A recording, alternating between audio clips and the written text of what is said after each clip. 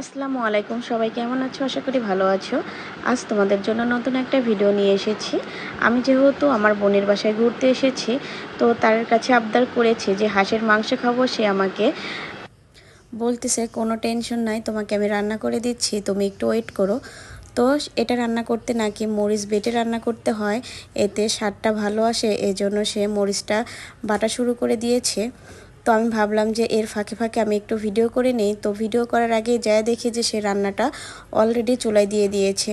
তো আমি যেরকম সময় পেয়েছি সেই টাইমেই যাই একটু একটু করে ভিডিও করেছি, ভাবলাম যে আপনাদের সাথে শেয়ার করি।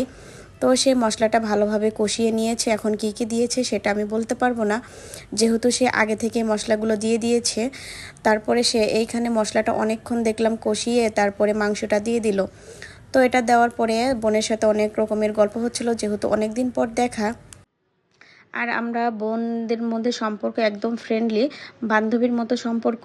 তো অনেক রকম গল্প করতেছিলাম আর ও রান্না করতেছিল, আর আমি গল্প করার ফাঁকে ফাঁকে একটু করে ভিডিও করে নিচ্ছিলাম।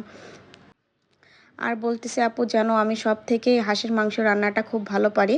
আর আসলে আমার বোনের অন্য সব রান্না খেয়েছি, কিন্তু আমি হাঁসের মাংসটা কখনোই খাইনি। আর এখানে সে পোলাও রান্না করবে, এজন্য একটু পানি আগে থেকেই গরম দিয়েছে। আমরা ৩ বোন ১ ভাই, তার থেকে আমার এটা মেজো বোন, আর ও সব কিছুতেই এক্সপার্ট, রান্নাবান্না, তারপরে এভরিথিং যত কাজ আছে সব কিছুতেই ও খুব এক্সপার্ট। ও সব কাজ এক নিমিষেই করে ফেলে। এই যে আমি আসছি, আমাকে একটা কাজও করতে দেয় না, বলে যে আমি কাজ করি, তুমি দাঁড়াই দাঁড়াই দেখো। এসে রান্না করতেছে, আবার এইখানে এসে থালাবাটি পরিষ্কার করতেছে।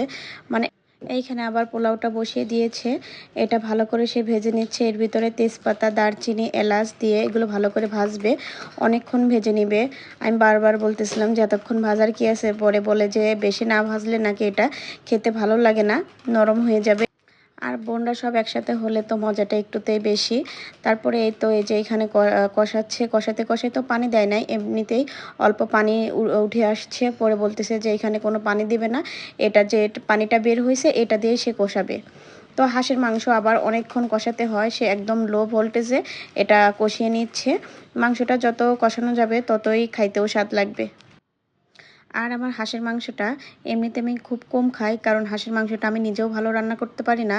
কেমন যেন রান্না করলে অন্যরকম একটা সেন্ট আসে, এই জন্য আমার ভালো লাগে না। এইখানে যে তার রান্না প্রায় কমপ্লিট, কষানো কমপ্লিট। এখন এর ভিতরে একটু পানি দিয়ে এটা ভালোভাবে সিদ্ধ করে নিবে। আপনারা কে কে হাঁসের মাংস পছন্দ করেন তারা কিন্তু অবশ্যই কমেন্টে জানাবেন। ৩০০ ফিটে নাকি এক খালাম্মা হাঁসের মাংস রান্না করে, সেইখানে খুব বিখ্যাত এই হাঁসের মাংস। আমার বোন সেইখানে গিয়েই সেইখান থেকে এই রান্নাটা নাকি শিখেছে।